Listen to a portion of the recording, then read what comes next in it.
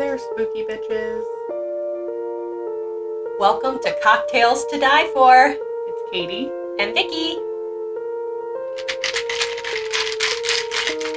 And today we're talking about the Route 4 killer with the lovely Dirty Hooker cocktail, as you heard. So, what's in this Dirty Hooker, you may ask me? I shall tell. It is banana liqueur, raspberry liqueur, and some Sprite. And it looks very creamy. One might envision like chlamydia would look.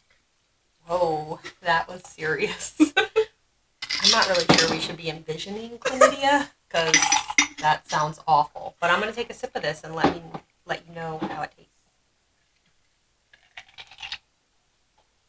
It's pretty good. A little more banana-y. It's heavy on the bananas. Yeah, a little more banana-y than I would like. Mm-hmm. But I bet you could add like a splash of cranberry. It would cut down on some of that banana. Or something chocolate.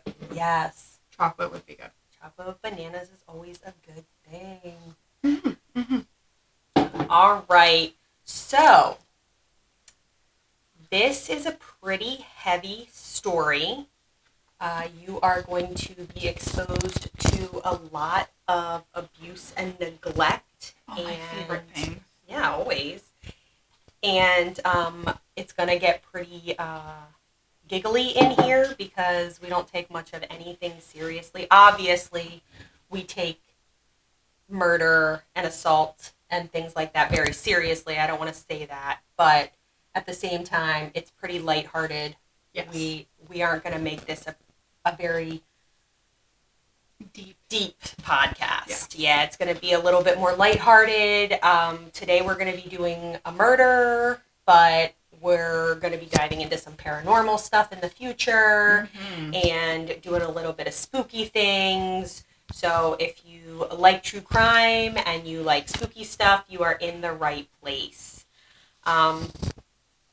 We also want to give a disclaimer that this is probably not a good podcast for children. No, obviously. not at all. We're talking about very bad, inappropriate jokes, yeah, as well as discussions about inappropriate things that happen to people, which is very sad. right. And there might be some foul language because we are not, we're moms, but we're also not always the most appropriate people when our children aren't around. So we're just trying to live our lives. If you enjoy that, give us a little like and a subscribe, and join us every week. We're going to try and post on Wednesdays because that is my day off from work. We're going to say keyword on try. Again, we are moms with very busy schedules, but we're going to do our best here. Yeah. And I'm really excited.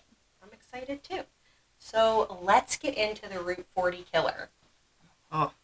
Yeah. He's a heavy one, and he was very unexpected because he is not only a weirdo who liked to murder sex workers, but he is also a family man who had his own children and wife at home, and he's just out here doing this wild stuff when nobody realized it.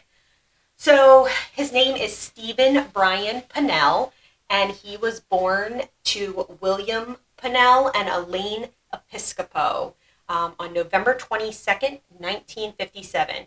So that makes him a Sagittarius, y'all, which I am a Scorpio, and I was really hoping this man was not a Scorpio. Could you imagine just our signs line? Yeah, I was not. I was like, oh my God, please don't let it be a Scorpio. I'm an Aries, so we're good.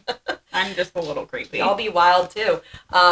So he was born in Wilmington, Delaware, and you're going to see for the first couple of weeks we kind of focus on some Delaware stuff because we are based out of Dover, Delaware, and not a ton of stuff happens here, so we found the best we could in this area. We need to spice it up a little in Delaware. Maybe not so spicy as these creepers, though. Like less murder and all of that fun stuff. So all around, when Stephen was a child, he was known to be a good kid. He was fairly shy. He was timid at school, but he was considered to be helpful to his neighbors.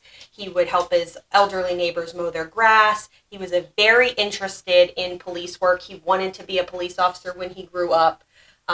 His neighbor was a police officer, and when he would get home from his job, he would go ahead and ask this neighbor all sorts of questions about police work and how he liked his job.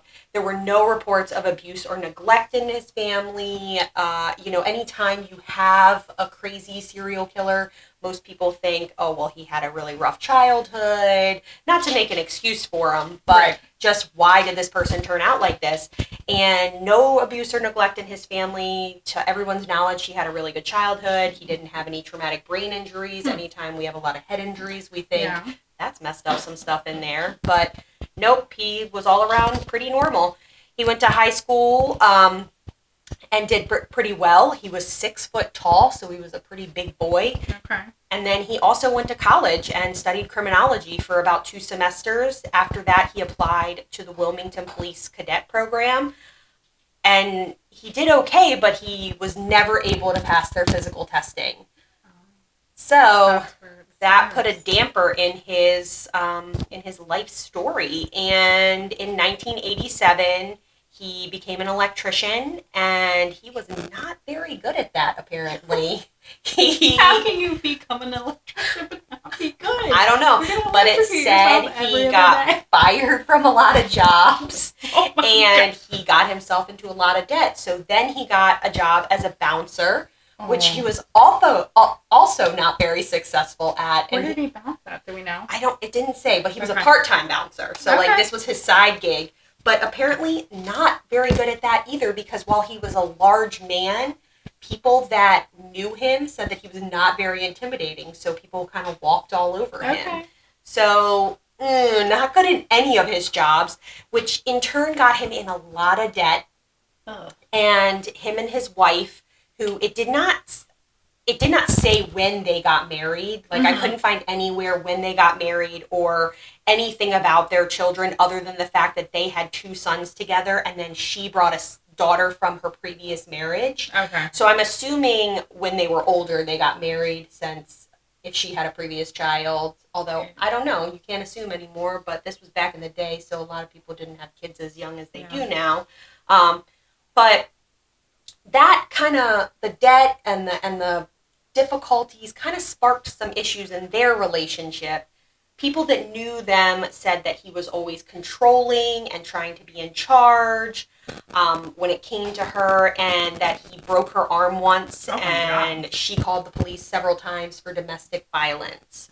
So all around, it seemed like he was going somewhere, but some things hit a snag, and he turned into not the greatest husband. I don't know about his fathering. It said that he was a good family man. He played sports with his kids. He carpooled and took other children to school. I know. I would not. I mean, that's real scary if you found out this guy was a murderer and he had taken your kid to school. I would be terrified. I would go to jail, but I would also be terrified. And so they even said that he dressed up as Santa for the holidays and was, hanging out with the peoples in the neighborhood dressed as Santa.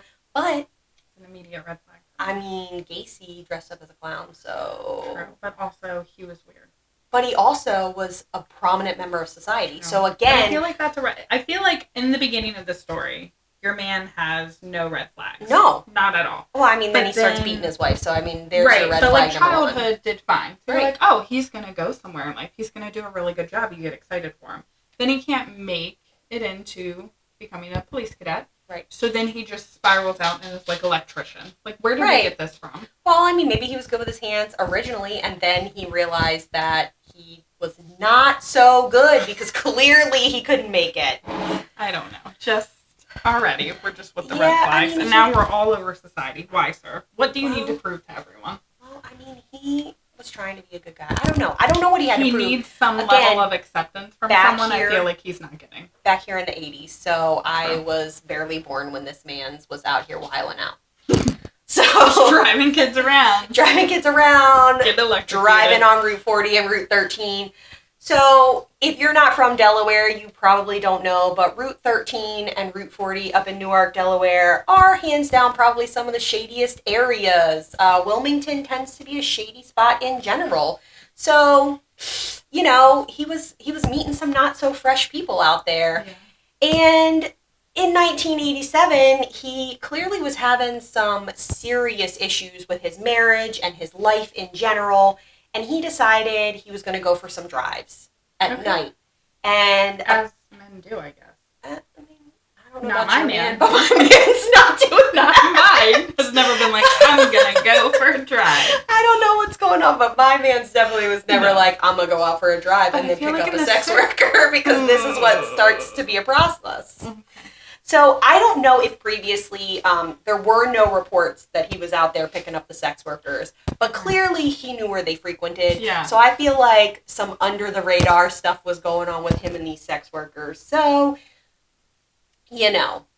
Anyway, poor Shirley Ellis was 23 years old, and she was trying to get her life back together. She was previously a sex worker, and she was going to nursing school, and she was going to live her best life, and she was going to just help the world because she was working in an AIDS unit, and she was really trying to help the people that were, at the time, less fortunate out. And they were also, I feel like, really stigmatized back then, too. So and not she a lot of also knew about that because she was a sex worker previously, so she knew that stigma. Because obviously, you know how society feels about people in general. Right. And so she was currently working part-time while she was going to nursing school at Wilmington Hospital. And on November 29th, 1987, a couple looking to, enjoy the time before the holidays drove into an industrial park in Newark, Delaware, and found her body. Oh. So the day before, she had been walking home from her job at Wilmington Hospital, which was a 14-mile trip. Oh. And she had done this previously when she was a sex worker, and she knew the journey, and so it went along the Route 40 corridor, and she thought, I'm just going to walk there and walk back. She probably felt comfortable with it, too. And she was very comfortable hitchhiking as well. So she walked there perfectly fine. She thought, I'm going to hitch a ride back because I'm tired. It's before the holidays. Her patient in the hospital had given her a package of, Thanksgiving foods that she was taking home. And she decided that she was going to hitchhike back, and unfortunately she met our friend Steven, and things did not work out for her because they found her bound by her hands and feet, duct tape on her mouth, black duct tape was still in her hair, and she had ligature marks around her neck, and multiple blows to the head with a hammer. He's a very angry man. For reals. He had some major problems. So they think that his method was to strangle the person at the same time that, he tied a string around their neck, a ligature of some sort, and then beat them over the head with a hammer, and that was what her cause of death was. So this makes my heart very sad. I was rooting for her to live, and I knew how it was going to end for her. Yeah, unfortunately, none of his victims make it, so I'm gonna spoiler alert there. He didn't leave any survivors. But you just said it so good that I wanted her to live. I did want her to live. She was trying to get her life together, and I feel bad for her because I know what it's like to go to school. She didn't have kids, but have kids, be working hard, doing all those things. And want to make a difference. You and I both. She was trying to turn her life around. She was trying to live her best life, and unfortunately, sometimes bad people are out there. So I'm going to close the door because my dog's barking. Sorry about that, y'all. We're going to try and get our lives together. Now, that was in November. Steven took a little break. He wasn't murdering. Okay. But in June... Maybe it was too violent for him. He was like, whoa. He really did a good job of the violence. So maybe he thought about it, but on June 28th of 1988, Catherine DeMauro, who was a 31-year-old sex worker along the Route 40 corridor, got snatched up around 11:30 p.m. Someone saw her get into a blue van, but nobody knew who owned the van. Right. Nobody got the license plate. Obviously, if you're rolling around Route 40, you probably don't have good intentions. So nobody wanted to be the person that was out there posting some kind of thing. Plus, she was a known sex worker, so they thought You don't want to get your she's friend just in trouble. right. Yeah, She's just making a meeting buck. a John, whatever. So, unfortunately, next morning they found her body at a construction site.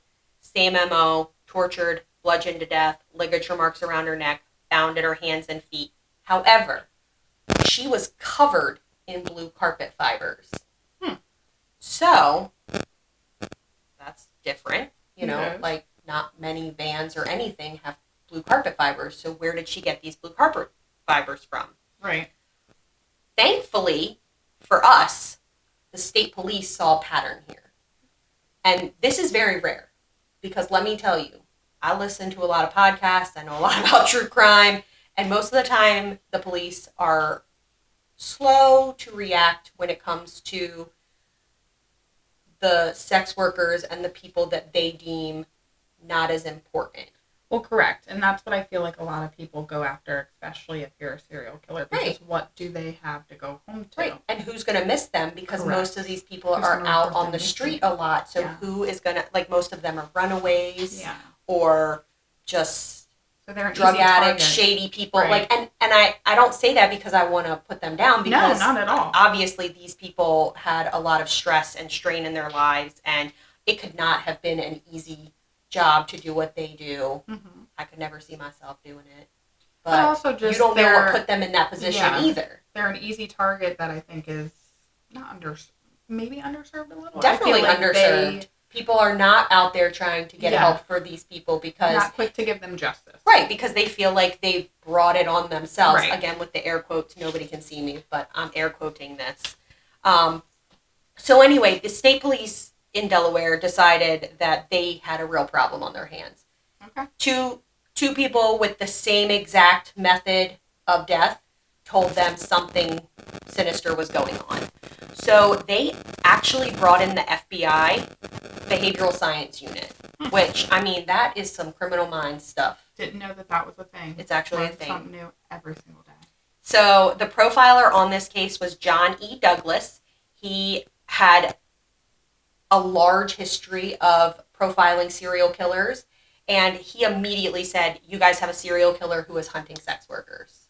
So he said, we need to set up a decoy operation using undercover officers to gain either information on what's going on in this area or find out who's doing this. Right. Obviously, we want to find out who's doing this, but it takes a lot of time. Like, none of these people are going to be quick to be caught right away. And how long did he go in between his last kill? Right. So, you don't know So when it's we gonna don't. happen again. Right. We have no idea if he's going to escalate or if he's going to just kind of remain status quo for a while. Right. Well, my boy escalated. Oh. He So got excited. yeah, clearly whatever he got from Catherine DeMauro got him a little worked up because not 2 months later, on August 22nd, 1988, Margaret Lynn Finner, who was a 27-year-old sex worker, went missing. Multiple people saw her get in a blue Ford van driven by a white male near Route 13 in Newark, Delaware. Her body, however, was not found until November 12th, 1988, near the Chesapeake and Delaware Canal by a deer hunter. Her body had washed up, and there were skeletal remains, but they showed the same kind of trauma that the other two victims had. Now, before her body was found on September 10th of 1988, Kathleen Meyer was hitchhiking along Route 40 around 9:30 p.m. She was not a sex worker. Okay. She was just hitchhiking. She was a 26-year-old student, and an off-duty police officer saw her get into a blue Ford van. However, he noted the license plate and let someone know, but that was the last she was ever seen. Her body was never found. That's crazy. They're obviously attributing it to him because They don't everybody know. saw her Yeah. get in this blue Ford van, but she is just a possibility Right. because he only was convicted of 4 of the 5 deaths that we're going to talk about. Also, can we just stop up in hitchhiking? Because now I'm getting real nervous every time I say it. I know it's a big thing. I know now we have signs everywhere that says don't pick them up. Let's be real. It was the 80s but of it all. I always thought it was the hitchhiker that got you. No. Now I'm realizing. No, boo. The hitchhikers were the murderers. They were not the murderers. I'm sorry. It was mostly the weirdos picking up the hitchhikers. But like, and remember, a nice guy. Remember all these movies when we were growing up of like the hitchhiker murdering you? Yes. Don't pick up the hitchhikers. No. I'm that generation. Was really more that we were being murdered by the people giving us rides. And then they found out when the serial killers happened. Like, they were like, oh man, them serial killers be picking up the hitchhikers. So, guys. Which is really fucked up, I'm not going to lie. Don't pick up the hitchhikers because you don't want to kill them. So. Right. Also, just don't, like, tell anyone you know, stop fucking hitchhiking. Yeah, like, it's not That's good. Actually a better it's PSA. definitely not good. And also, just don't murder people. Make good choices. Don't murder people. We could lead with that. Yeah. Next time we'll circle back. That's probably a good choice. However, Steven was about to get real fucked up. Like, he didn't know, but they were about to get his ass.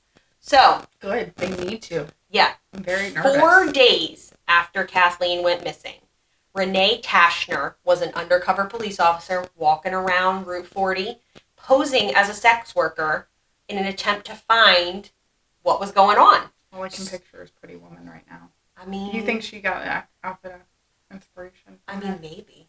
I'm just this was the 80s, boo, so he probably was looking real spicy. Just to go back all the leg warmers. Yeah. All the hair. The tight stuff. I'd love to see it. So poor Renee, she was walking down the street and this blue Ford van passed her about 7 times in a 20-minute, like, time span.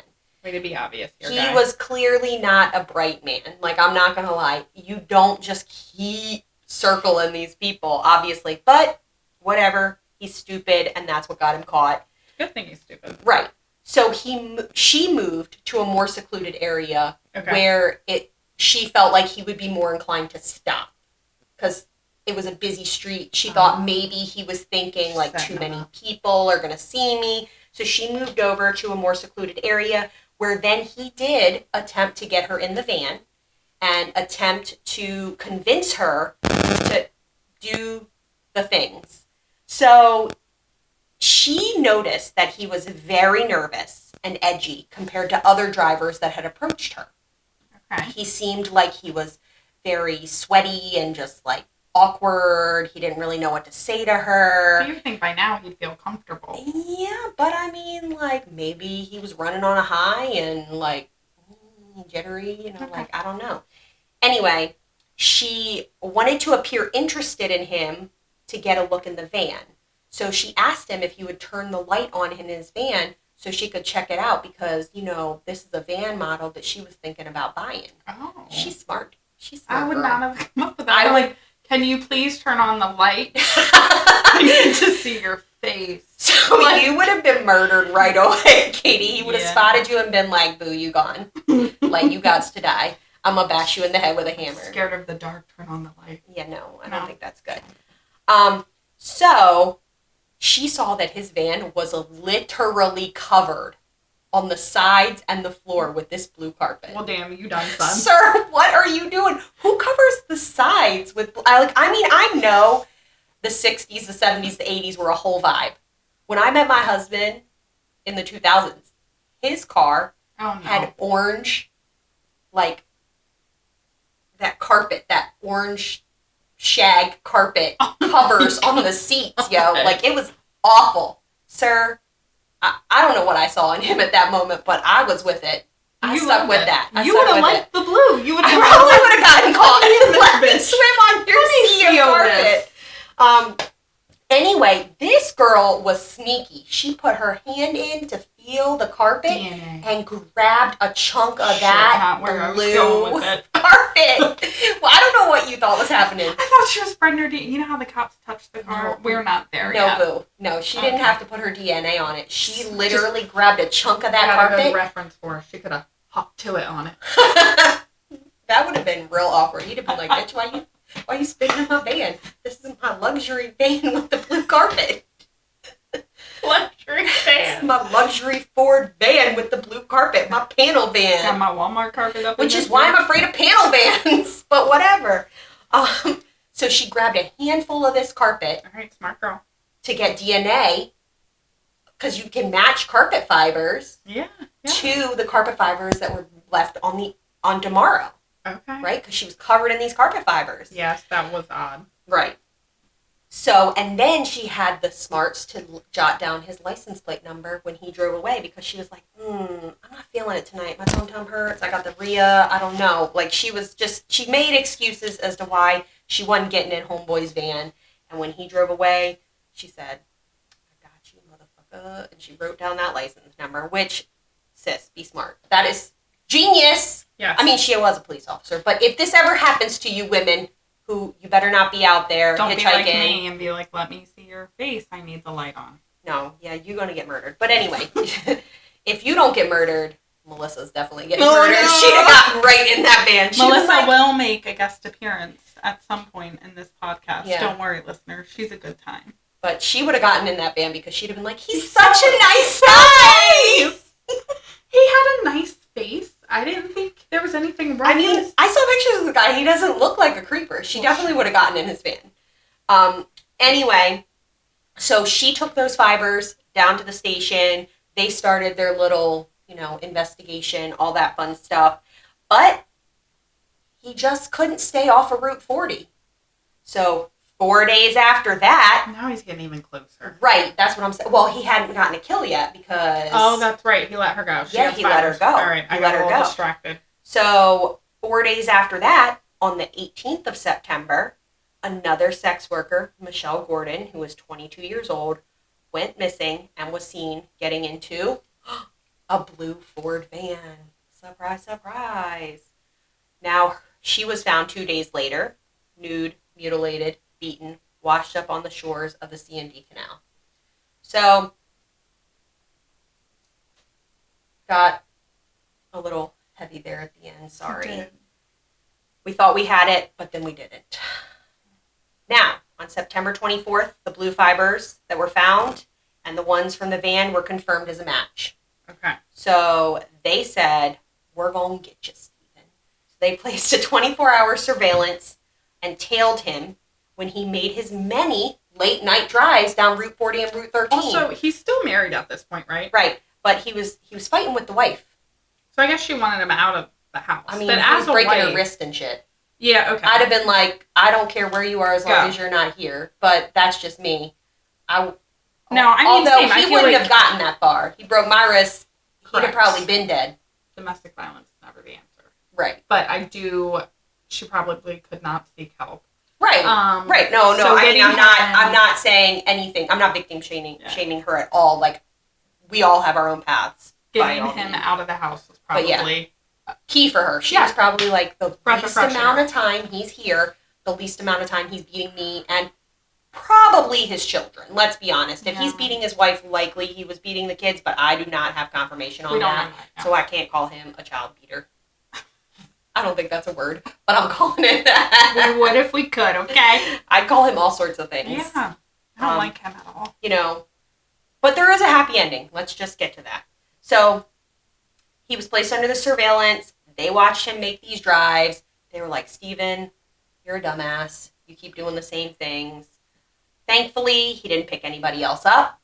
And he had, unfortunately, made a mistake and got pulled over for a routine traffic violation on September 30th, which was only 6 days after those lovely little fibers came in. And back then, it was very routine to take people to court to actually pay their fine on, site. So, you wouldn't get a ticket. They wouldn't write you a ticket. I would shit my pants if that happened. Well, I mean... Not that I've had many a ticket. But if they were like, here, bitch, you were speeding, here's your ticket. And they're like, let's go to court. Right. I ain't got no $200 right here. What you doing? Am I getting arrested? But anyway, back to your story. So, I mean, good for us, though. Because when they took him in to pay his fine, Charles Oberly, who was Delaware's public prosecutor at the time, approved a search warrant for his van. Boom, boom, boom. The fingerprint and hair Oh, Lord. So, fingerprint and blood and hair that they found in the van matched that of the victims. Okay. DeMauro and I believe it was Gordon. Yes, correct. DeMauro and Gordon's fingerprints and hair and blood all matched that of what they found in the van.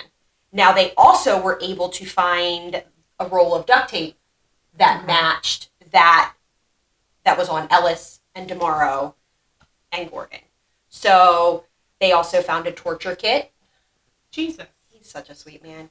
With pliers, whips, handcuffs, needles, knives, and restraints, as well as the duct tape.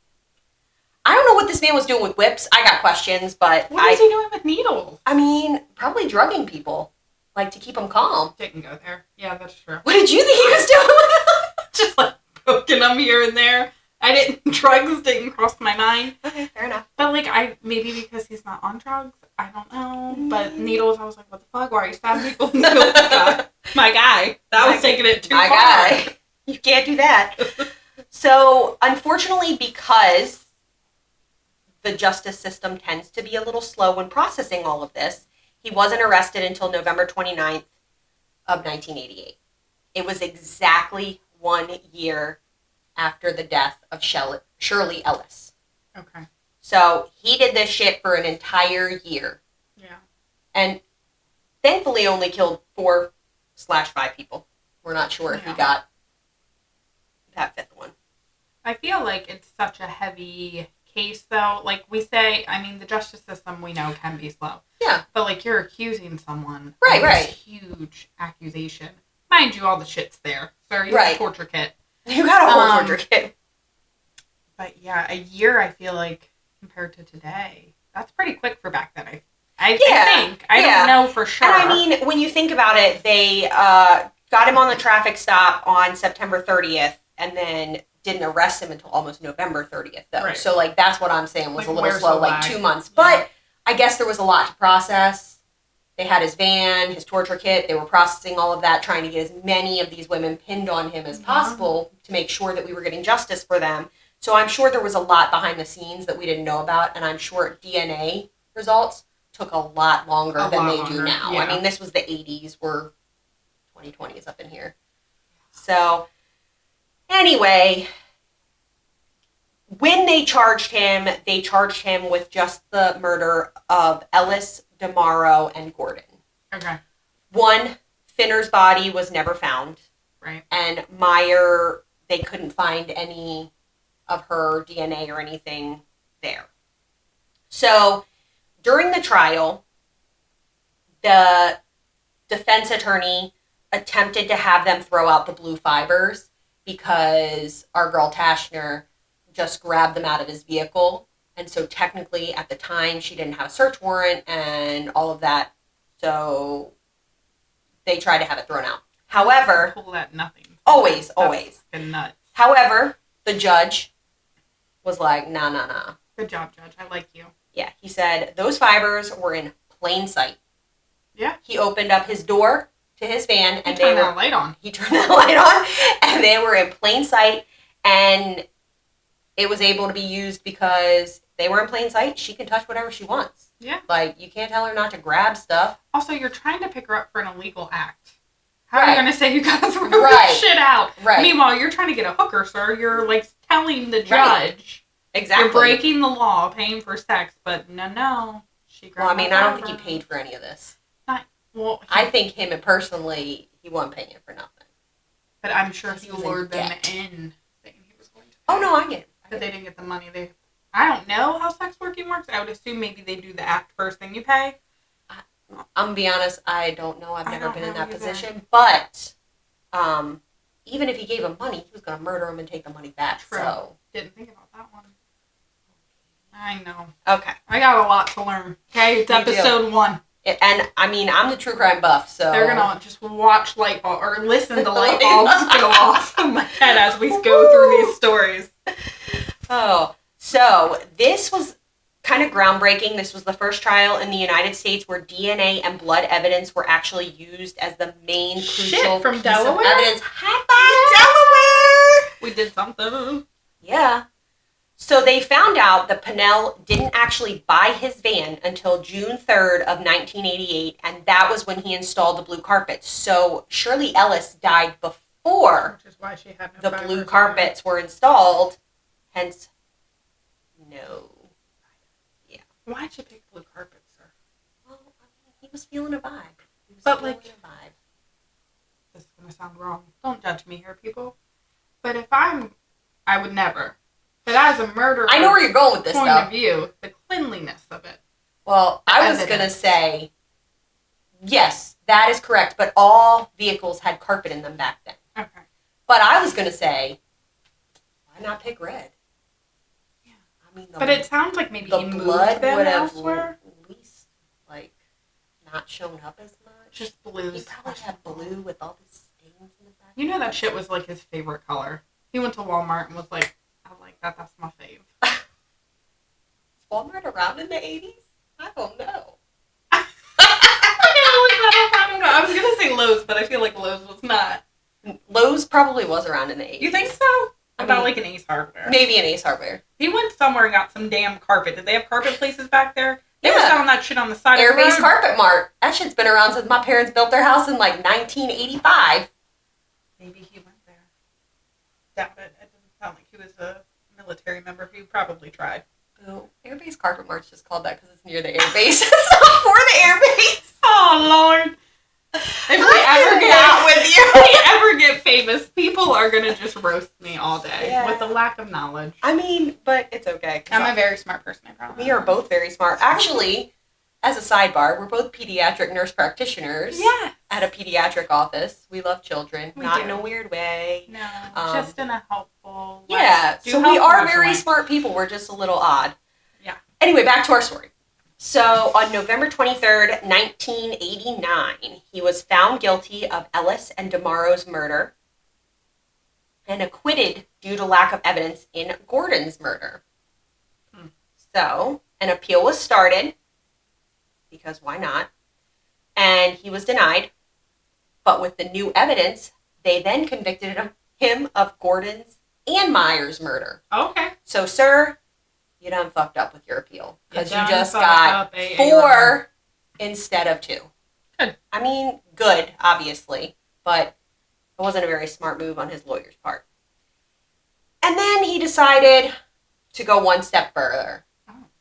It came to the time where they were going to give out the verdict and they were going to sentence him to whatever he was planning on getting in the sentencing trial. And he said, I don't need no lawyer. Oh, my gosh. So he decided to dismiss his lawyer, stood before the judge, and said, you know what, Judge? I really just want you to put me to death. Honestly. I mean, more power to him, but... So on Halloween of 1991... Of 1991, the court sentenced him to death. Because he asked for it. I mean, he said he wanted it. Oh, damn. His wife was real upset. I know, don't ask me why.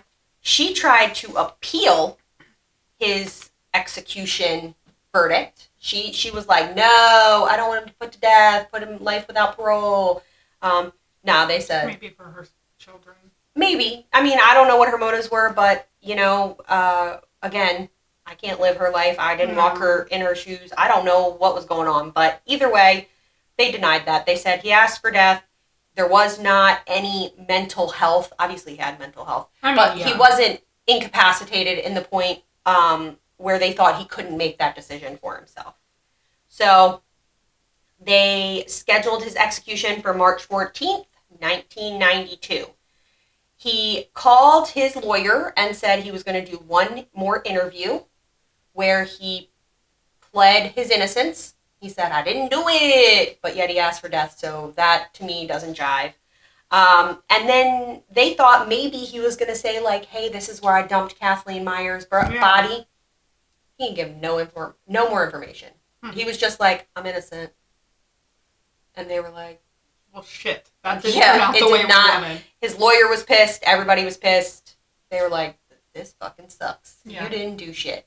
So, on March 14th, 1992 at 9:49 a.m., he was executed by lethal injection. He was the first person in 46 years to die in the state of Delaware. We hadn't had executions for a hot minute. Yeah. But, you know, I mean, He wanted it. he wanted it. He asked for it. His last meal was crab cakes, steak, corn on the cob, French fries, bread and butter, and a healthy cola. What would your last meal be? I don't know. I feel like mine would be a double quarter pounder with fries. Fucking McDonald's? For real? Thought about this before. I just love it. I'd shit my pants while doesn't I was dying if I ate McDonald's. Anyway, you're getting so much goddamn potassium. Honestly, I don't know. I never thought about what my last meal would be. Start thinking. Well, Why? Why did you say it like that? Am I gonna murder someone? Like, No. I'm real concerned about the way you said that. We'll regroup, and you can tell everyone. Yeah, maybe another day. So, that was the story of Stephen Brian Pennell. I don't have his children's names. I'm not going to deep dive for them. I think they deserve their peace. Yeah. We don't know what they went through. I'm not going to bust out his wife's information. No. Obviously, again, she deserves peace. This was a long-ass time ago in the 80s. Most of us were either, 5, 6 years old, not born yet. I don't know. Katie's young. I'm old. No. But he was just wild. He was a wild man. I just think out the here fact wild and out. that there was no red flags growing up. Like, no Yeah. trauma. So you It's do hard. a lot of research. Obviously, in our line of work, there's a lot of research that we have to do when we write papers, different things like that for school. Right. And I had to study a lot on, not traumatic brain, like traumatic experiences for children. So Right. negative experiences that they go through and how that shapes their minds. And how, because their mind's growing, that can cause them to be more likely to act in a crime or have criminal type tendencies because this molded their mind and made them have lack of impulse control, such and such. He didn't seem to have any of that. He had very clear life goals, and I think that's what's very scary.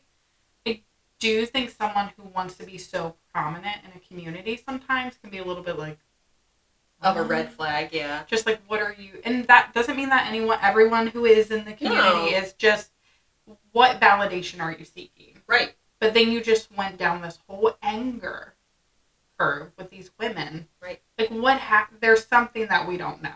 What happened in your childhood that made you hate women this much that you beat your wife? You didn't kill your wife, so I guess that's good. But then... Well, neither did Bundy, but... But then you kill these women you don't know. Right. Very brutally. Right, and I mean, obviously, the typical would be his mother beat him or something happened in his childhood where somebody, made fun of him or he just really had something traumatic. And no, he was just a normal, everyday weirdo who just snapped because he couldn't be a police officer. That's just my take. Obviously, he never gave a method or a reason or anything like that. He just... I think there's a lot we said don't he didn't know. do. There's a lot behind closed doors. Yeah, and I mean, there could have been a whole bunch of stuff in his past, but there wasn't enough information to say 100% this is what happened to him. So that's Stephen Brian Pennell, the Route 40 killer. Thank you, and we enjoyed our Dirty hooker. Yeah. Which not all. Okay, hookers are not all dirty. Disclaimer: it was just a themed drink. Right. And typically we don't really, condone the word hooker anyway. Yeah. It's sex worker. Hooker's a bad word nowadays. And obviously we don't want to be derogatory towards anybody or any, what profession? Profession. Yes, that's the word I was looking for. But, sounded like a fun drink. It did sound like a fun drink, and it was a fun drink. We really enjoyed ourselves. Yeah.